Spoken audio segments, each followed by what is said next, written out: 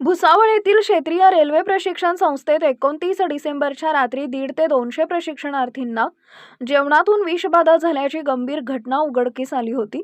यातील प्रकृतीत गंभीर बिघाड झालेल्या 130 जणांवर रेल्वे रुग्णालयात उपचार सुरू असून घटनेतील अन्नातून विषबाधा झालेल्या प्रशिक्षणार्थींना नवनिर्वाचित लोकनियुक्त नगराध्यक्षा गायत्री भंगाळे यांच्या भेटीनंतर दुसऱ्या दिवशी मंत्री संजय सावकारे यांनी भुसावळ येथील रेल्वे रुग्णालयात जाऊन त्यांची समक्ष भेट घेऊन पाहणी केली आहे।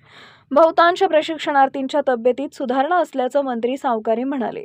Bureau report, Mahanews 19, Bhusawal.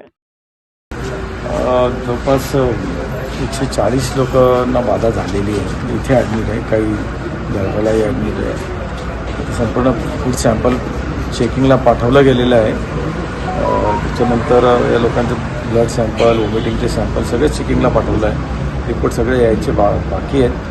एक नक्की आहे की अन्नातूनच काहीतरी विषबाधा झालेली आहे। ती कशामुळे झाली ते अजून सगळे रिपोर्ट आल्यावर कळेल, त्यानंतर कारवाई होईल त्याच्यावर। आता बहुतांशी पेशंट सगळे चांगले झाले। एखाद दुसरे पेशंट आहे की ज्यांना ते थोडं फिजिकली वीक असले, त्याच्या हिशोबाने त्यांना थंडी येते, पण ओव्हरऑल सगळ्या डॉक्टरांचं म्हणणं आहे की सगळे आउट ऑफ डेंजर आहे सगळे। पण एखाद दोन पेशंट जे ज्यांना थंडी वाजते त्यांची ट्रीटमेंट सुरू आहे आणि बाकीचे बहुतांशी पेशंट आज तरी व्यवस्थित वाटतात।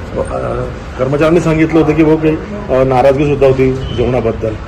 मी आता ते सगळे जिथे जे ॲडमिट आहेत सगळ्यांना विचारलं बहुतांशी, तर कोणी असं त्या बाबतीत काही बोललं नाही म्हणलं की जेवणाची क्वालिटी ठीक आहे, असं काही भेंडीमधनं काही विषय तसं तर काही आढळून आलं नाही आहे। पण ते आता सॅम्पलचे जे रिपोर्ट येतील त्याच्यानंतरच कळेल ते काय नेमकं कशामुळे झालं।